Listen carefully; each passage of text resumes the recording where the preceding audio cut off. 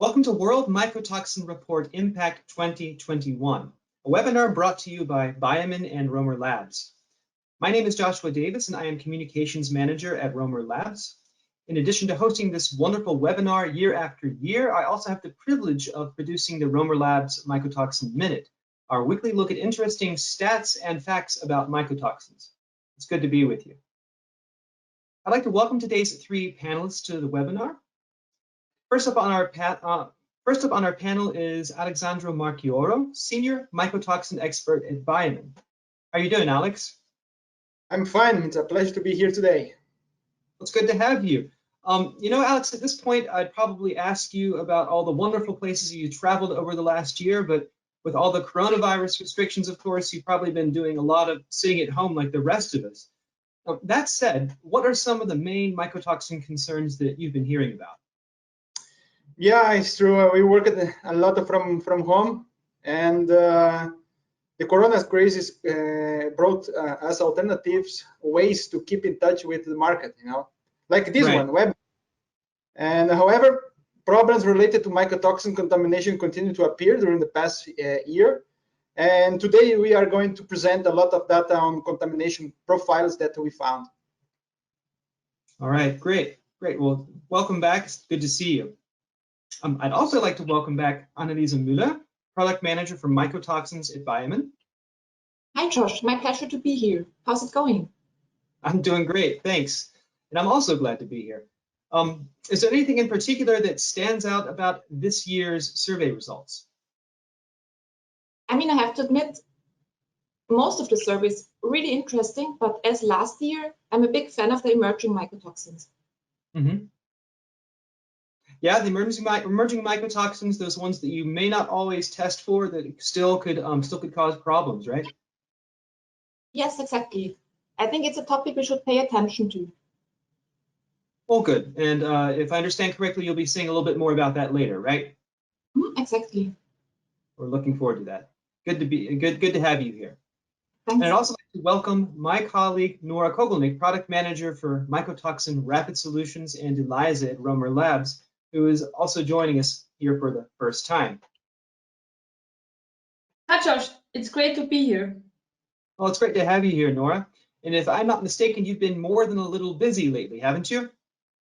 That's right. We've rolled out a new product, AgroStrip Vortex test kits for the rapid detection of mycotoxin. I will be talking about it a bit later in the webinar. Well, that's great. I'm sure that we're all looking forward to hearing more about it. And we'll certainly talk about it a bit later. But before we jump into the webinar, I just want to make a few announcements to our audience. I want to remind you that this is an interactive webinar. And when you open the toolbar on the right-hand side of your screen, you'll find a menu for audio, visual, and other technical settings within the webinar platform. You can ask a question at any time throughout the session, so please feel free to enter questions for our speakers and for the Q&A session later on. If we can't get to your question over the course of the webinar, we may contact you by email afterwards with an answer. We want to hear from you, so please don't be shy. So without further ado, let's get into the survey. Alex, tell us, what can you say about the survey this time around? Well, as you know, the Biomin mycotoxin survey is part of the technical service we offer to our customers. And we collect data from their feed materials samples to help them to understand which mycotoxins are found, at which concentrations, and the potential threats to their animals. So based on the data, we can give tailored recommendations regarding the most suitable product and proper dosage for complete and cost-effective mycotoxin risk management. So let's have a look at the numbers. So Biomin run this survey every year since 2004. In 2020, we tested more than 21,000 samples on finished feed and raw materials. And we performed more than 96,000 analyses. So this data came from 79 countries. This gives us a pretty good picture of the worldwide occurrence of mycotoxins.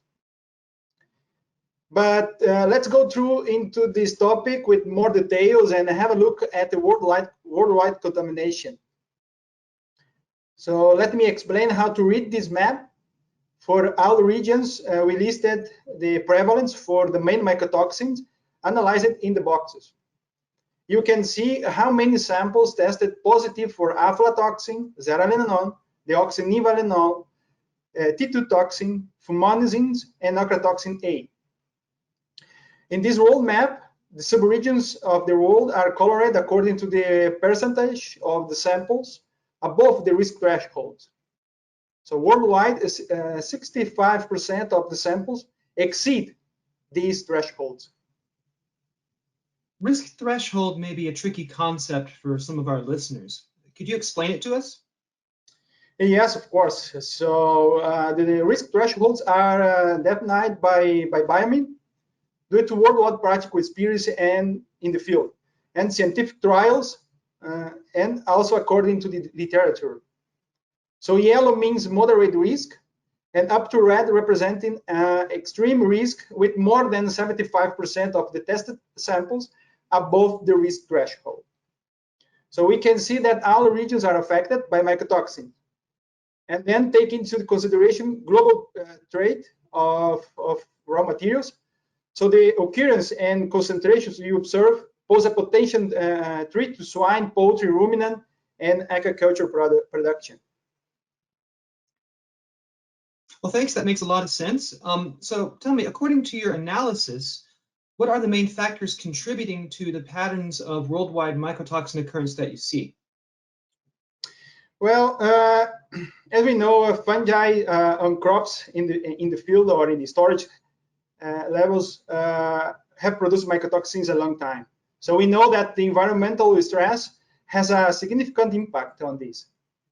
And at the moment, climate change is the main trigger influencing mycotoxin prevalence around the world.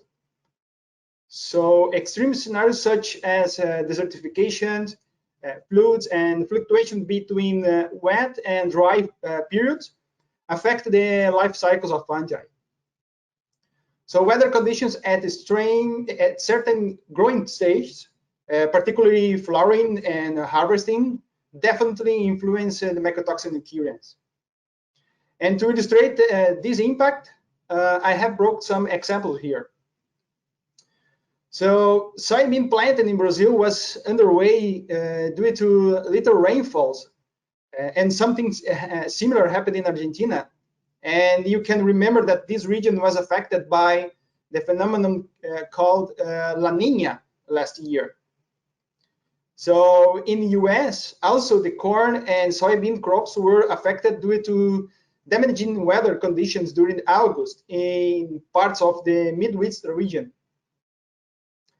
And also in central China, devastating floods in June and July caused also a huge impact on agriculture, damaging huge crops areas, including rice, vegetables and fruit.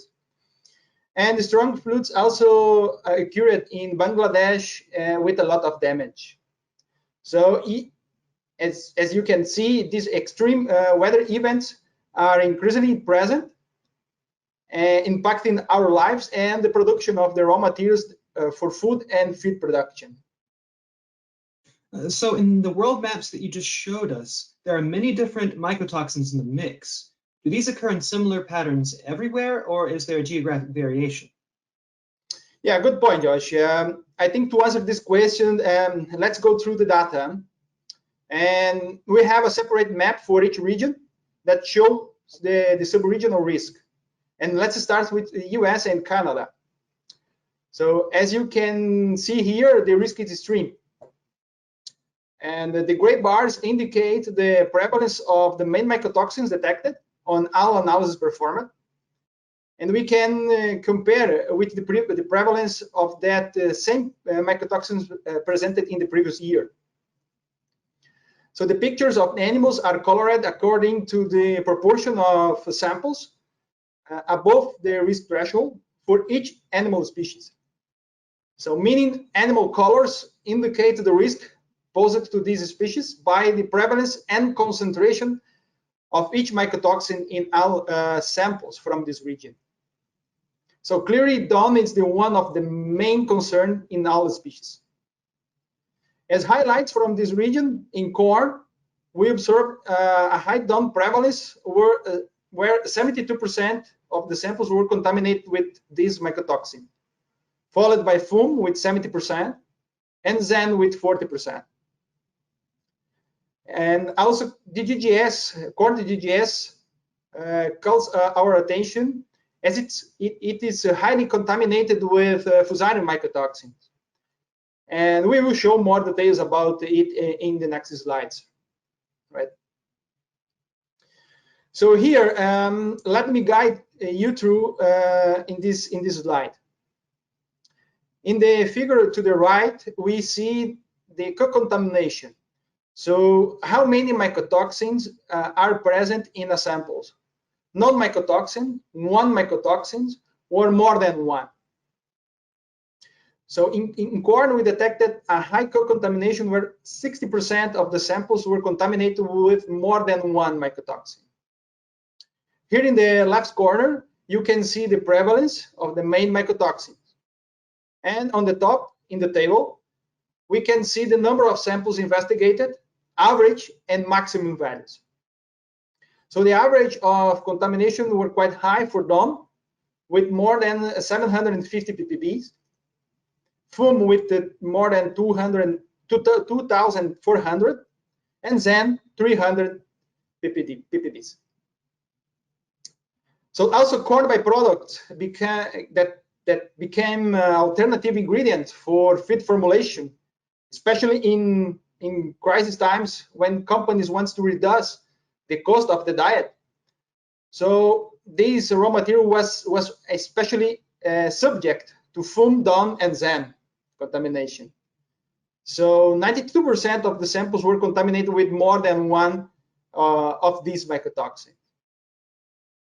And another important corn byproduct, so corn gluten, was especially subject to Fusarium mycotoxin, with average of positive around 2,800 for FUM, 1,600 for DON, and almost 600 for ZAN. So this is really high. And finally, for this region, in finished feed, DON was the most prevalent mycotoxin present in 83% of the samples analyzed.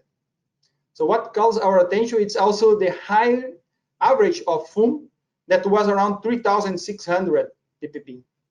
So with a maximum around 66,500 ppb.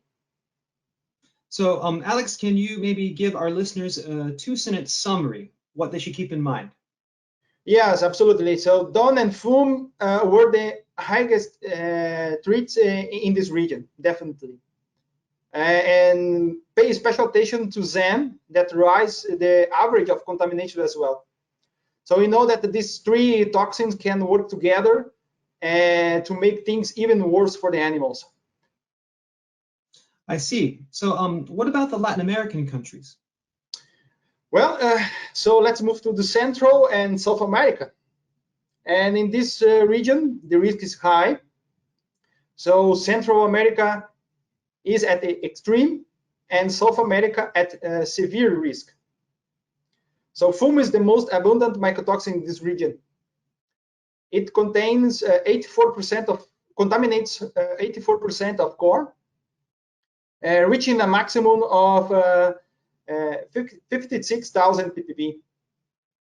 And DON is present in 94% of cereal samples, and they tended to test high average concentrations, more than 2,000 ppb. But let me show more details for some countries in this region, and let's start with Mexico. For corn, the most mycotoxin was FUM at 97% prevalence, followed by DON at 55%. So for both mycotoxins, the prevalence rise compared with 2019 data. Additionally, more than one mycotoxin were found in 83% of these samples analyzed. So corn DGS was especially subject to FUM, DON, and ZAM contamination as usual. So what is impressive here is the average of DON, almost 4,400 ppb. And for another country in this region, Guatemala, 92% of finished feed samples were contaminated with more than one mycotoxin. So the maximum found for FUM, DON, and ZAM were close to 5,000 ppb, 2,700 and 1,000 ppb respectively. But let's go through the south, and then let's start with Brazil, one of the most important countries in the region, producing and exporting raw materials for animal production. So we detect a high FUM prevalence, where 83% of corn samples were contaminated with this mycotoxin, followed by DON with 48%. FUM presented an average close to 2,300 ppb, with a maximum concentration of 56,000. So what is also interesting is the maximum value found for ZAM, so 4,250 ppb. This high contamination can cause several clinical problems for the animals in the field, especially in the reproductive part.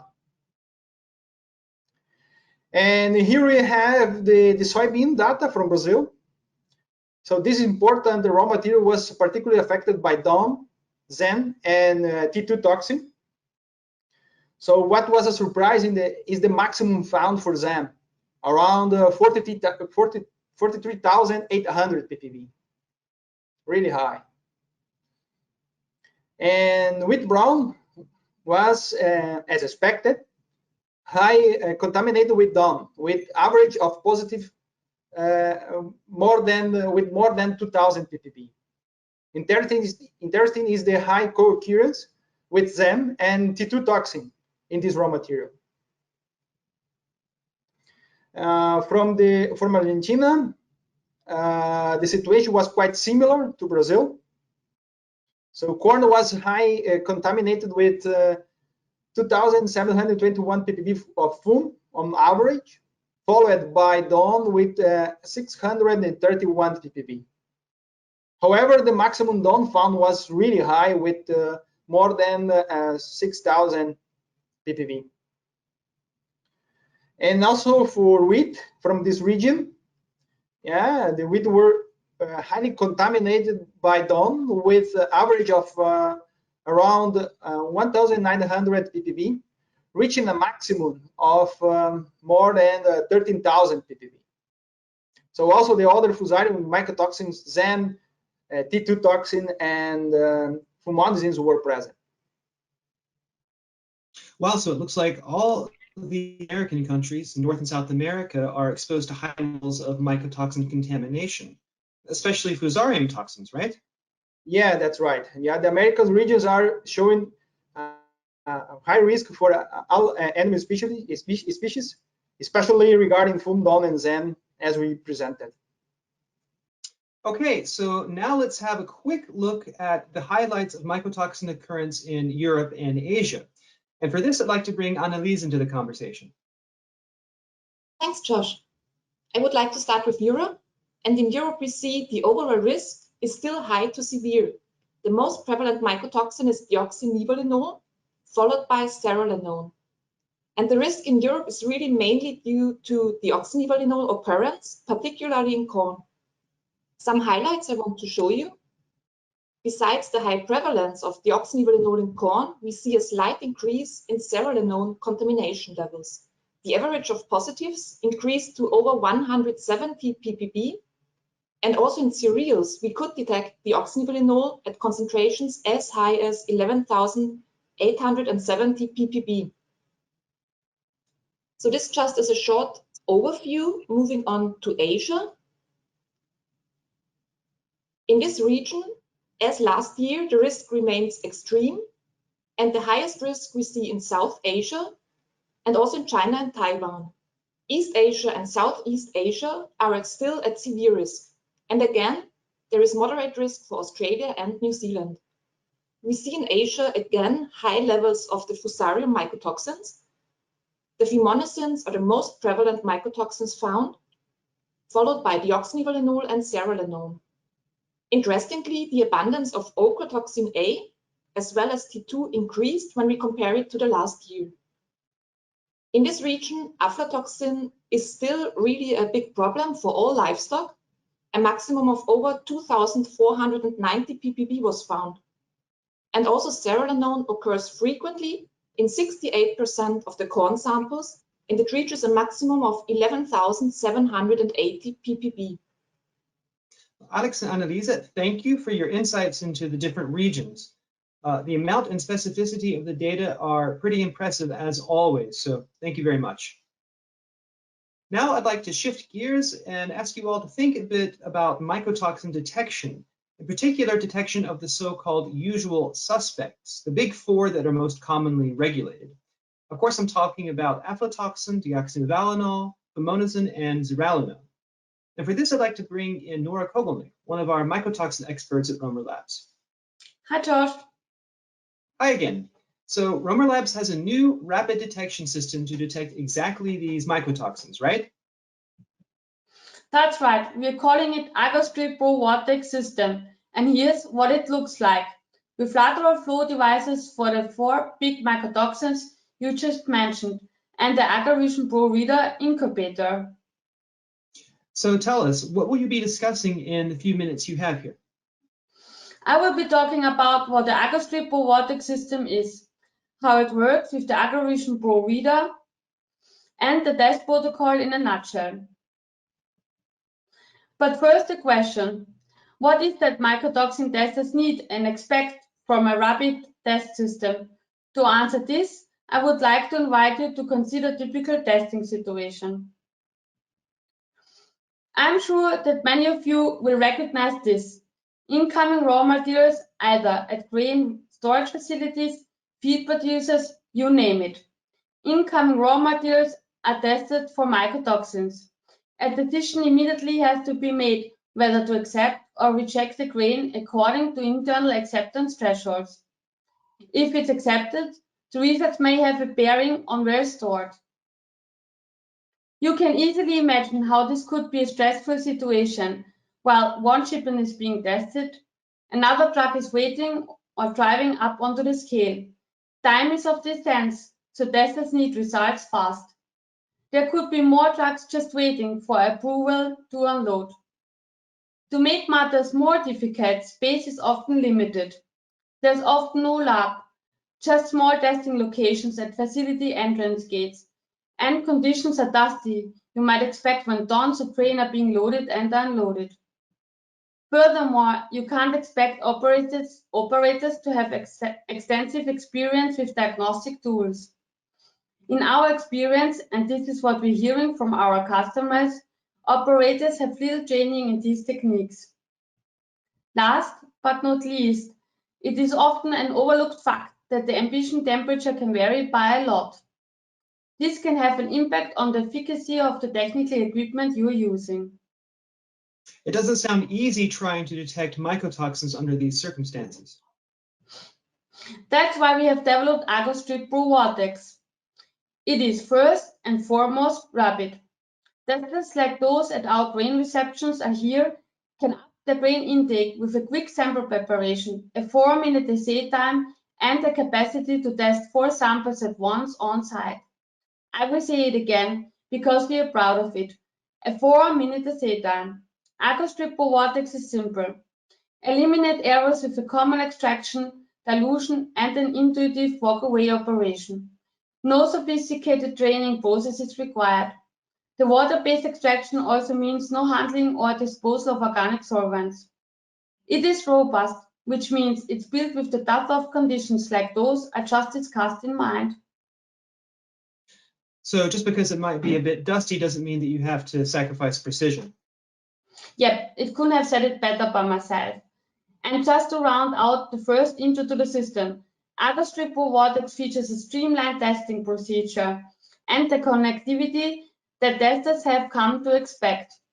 Our test strips are blockchain enabled, and you can transfer your data to a PC or print it out with ease. The AgroStrip Pro Vortex is a complete system consisting of lateral flow devices for the detection of total aflatoxin, deoxynivalenol, total fumonisin, zearalenone, and the AgroVision Pro reader. The AgroStrip Pro Vortex mycotoxin test strips are designed to cover a broad detection range in combination with high sensitivity in order to receive accurate results even at low mycotoxin concentrations. Here are some of the highlights, and don't worry if I go through the next slide a bit too fast. You can look all this up on romalabs.com at your leisure. Our aflatoxin strip offers a quantitation range from 0 up to 460 ppb. It also features a high sensitive method with a limit of detection of 1 ppb, the lowest available by LFD on the market. Our DON strip has a quantitation range from 0 up to 44 ppm, with a limit of detection of 0.1 ppm and a limit of quantification of 0.2 ppm. The test strip offers a broad detection range without compromising on sensitivity. AgroStrip Pro Total Fumonisin Vortex offers the same broad quantitation range from 0 up to 44 ppm, with the high sensitivity of a limit of detection of 0.1 ppm. And here's our SON strip. It has a wide concentration range from 0 up to 1650 ppb, with a limit of detection of 25 ppb and a limit of quantification of 40 ppb. That sounds great, but I'm really interested in hearing more about that reader. The AgroVision Pro reader is much more than just a reader. It's got a built-in incubator and has a 7-inch display, and very important, all 4 slots operate independently, which makes it that much easier to use. So how does all this work together? First, don't laugh. Turn on the AgroVision Pro and choose mycotoxins. Then you have your extraction. Weigh in your sample and add the extraction buffer, bag, and water. Shake, shake, shake. Dilute and centrifuge. One thing I point out here, all 4 mycotoxins share common 1:11 dilution. Which means that you can test for all 4 mycotoxins from the same extraction, right? That's right. And here comes the fun part. Put the strip in the cartridge and put the cartridge into the reader. The AgroVision Pro will prompt you for some information about the sample. And then you prepare the extract into the cartridge. And then what? Then you can do whatever you want to. Prepare another sample, read a book, watch a cut video. The AgroVision Pro reader takes care of the rest. Incubation and timing are all automated. Results are displayed automatically when the test is done. Of course, you can get more detailed information for each sample. Just tap the information icon on your set. So let's sum up. The AgroStrip Pro Vortex is rapid. Test 4 mycotoxin at once in just 4 minutes. With a common extraction and dilution and an intuitive walk-away operation, it's easy and really to use. It's robust, giving precise, reliable results even in the toughest of conditions. It is connected with blockchain-enabled strips and easily printable and exportable results. And last but not least, our experts are here to help whenever and wherever you need them. So where can people find out more about AgroStrip Pro Vortex? Just visit romalabs.com/en/agrostrip-pro. All you need and more is there. All right, well, thank you, Nora, and congrats to you and the whole team for rolling out such an impressive test system. Now, as we know, there are more than just 4 mycotoxins out there. What about all those other mycotoxins, Annalisa? Yes, exactly. In addition to the main mycotoxins that are well studied and subject to regulation, There are also other mycotoxins researchers are warning of, the so-called emerging mycotoxins. In Biomane, we offer the multi-mycotoxin analysis method Spectrum Top 50, which detects over 50 mycotoxins, including the emerging mycotoxins, in just one run. So maybe for listeners not so familiar with these terms, what do you mean by emerging and masked mycotoxins? Can you help us out with the terminology? Sure, it's a good question. The emerging mycotoxins are frequently found on agricultural commodities. There is scientific literature supporting that they have toxic effects and investigations, and also the European Food Safety Authority is showing increasingly interest and is publishing reports with risk assessment for these toxins. I also want to point out the masked mycotoxins very briefly. Here you can see a fungus, a mice plant infected by a fungus and producing a mycotoxin, deoxynivalenol. What can happen in the plant is that as a defense mechanism, the plants attach a glucose molecule. Now the molecule is called deoxynivalenol 3-glucoside. This is a masked mycotoxin. We call it like this because it cannot be detected anymore with conventional methods. What happens in the animal then is that in the gastrointestinal tract, the glucose is cleaved and the original deoxynivalenol is present and can harm the animal. Also, the EFSA, European Food Safety Authority, highlighted the importance of considering the occurrence of those masked mycotoxins. Now I want to show you an overview of our results with the Spectrum Top 50 method. 2,878 samples have been analyzed, and the mycotoxins are listed in the left according to their abundance. Most prevalent was deoxynivalenol, and in red we see the masked mycotoxin, deoxynivalenol 3-glucoside. It was present in 42% of the samples, and in blue the emerging mycotoxins. And here ovaricin, alternariol, and eniatines have been very frequently found. And just to give you an idea of what we know about those emerging mycotoxins now, for molynylformine, it has been reported that broilers are very susceptible. It is genotoxic and can have negative effects, particularly on the heart, but also muscular weakness, respiratory distress, and immunosuppression have been described. Ovaricin and eniatines showed negative effects on the immune system, and accumulation in fat-rich tissue was shown, although to a very low degree. Alternariol showed no acute toxicity, but still the chronic effects needs to be investigated. And in lab experiments in vitro, we see cytotoxicity, mutagenicity, as well as effects on reproductive and immune system. So let me ask, what about the prevalence of these emerging mycotoxins? Yes, I want to show you their global occurrence based on our data from 2020. We see they are globally present and they are highly frequent. I show you in blue the two emerging mycotoxins most often found in a different region in different commodities.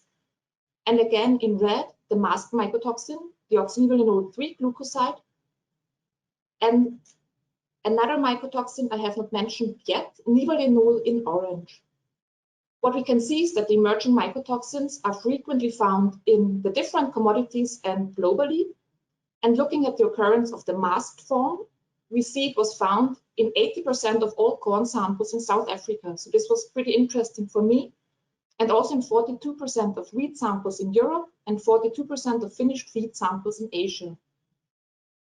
The data is also interesting for nivalenol. It was frequently found in South America and Europe. And this is important because nivalenol is also a trifidicine and it can significantly add up to the trifidicine contamination. It can cause maybe even more toxic effects than deoxynivalenol, and it can also show synergistic effects with deoxynivalenol. Well, many thanks to you, Anneliese, for these insights into multi-mycotoxin analysis. My pleasure. Let me now steer our conversation back to another relevant issue. And for this, I'd like to bring Alex back into the conversation. Alex, once you have test results in hand and you've identified a contamination issue, you're probably going to want to mitigate the risks to your animals. How can Biomane help with that? What can Biomane provide to the market? Great. Yeah. As we know, the mycotoxins have different structures and that's why different strategies are needed for their counteraction. So with this in mind, Biomin offers to the market the well-known Mycofix product line that works with 3 different strategies. So adsorption, biotransformation, and bioprotection. So adsorption via bentonite, it's a proven solution.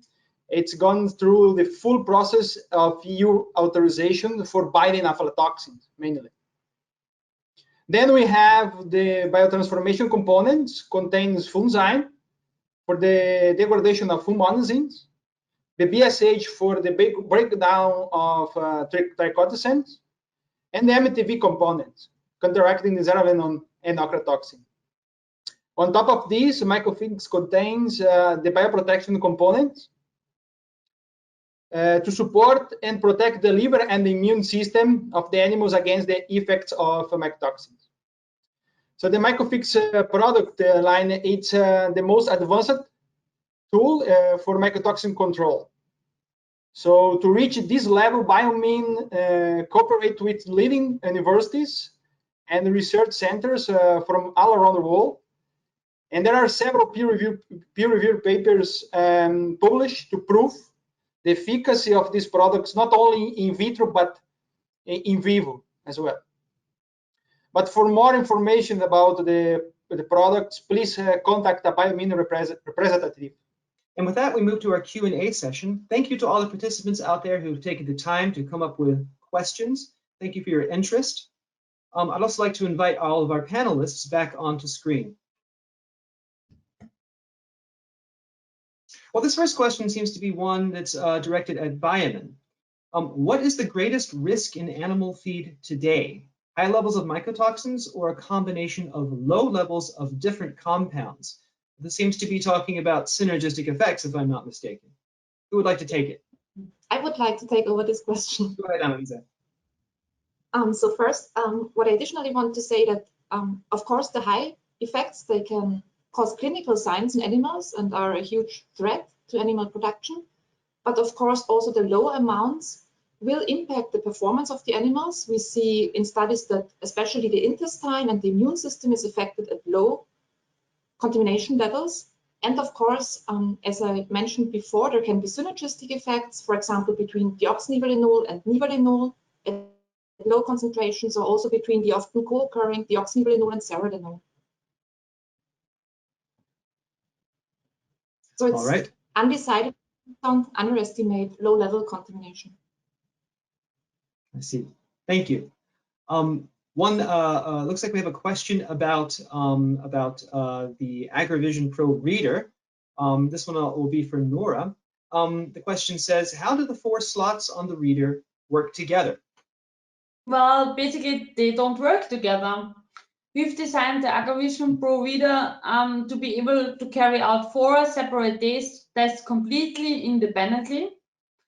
And each slot operates like its own miniature lab and delivers results whenever they are ready, regardless of what's going on with the other slots. Right. Well, that sounds like a real time saver, doesn't it? Yeah, definitely. Very good. Thank you. And now we have one final question. This seems to be one relating to the survey results. I'll throw this one at you, Alex. Why has the level of zearalenone in corn increased? Well, yeah, we saw in our data definitely that these mycotoxins, especially in some specific regions, such as US and South America, in some raw materials, the level of contamination is really high. And I definitely can associate this with the climate changes or the impact on the field of this parameter, because we know zearalenone as a fusarium mycotoxin, it's produced already in the field, and together with fumonisins and deoxynivalenol, they came already in high levels to us in the grains. So definitely this stress from the field, caused mainly by the climate change, it's contributing, in my opinion, for this zearalenone prevalence around the world. Yeah. All right, well, thank you. And with that, we are coming to the end of our Q&A session and also to the end of our webinar. As promised, you'll be getting a few goodies from us. You'll receive an email including links to today's recording, the brand new Biomin Mycotoxin Survey Annual Report, the latest issue of Spot On from Romer Labs, and a link to a short on-site mycotoxin testing video. You should receive this message from us within the next 24 hours. You'll also be prompted to answer a short survey on today's webinar. It should take about 2 minutes to complete. By providing your feedback, you allow us to improve our webinar program and identify future topics for discussion. We would appreciate your taking the time to complete the survey. So it remains for me to thank our speakers. So thank you, Alex Marchioro. Thank you, and thank you all for joining us today. Thank you, Anneliese Müller. Thanks to you, Josh. And great thanks to you also, Nora Kogelnick. Well, thank you very much. This is Joshua Davis from Romer Labs saying visit us at romerlabs.com or biomin.net to learn more about how we can help you develop a mycotoxin detection and management strategy. Thank you for your attention and your interest, and have a good day.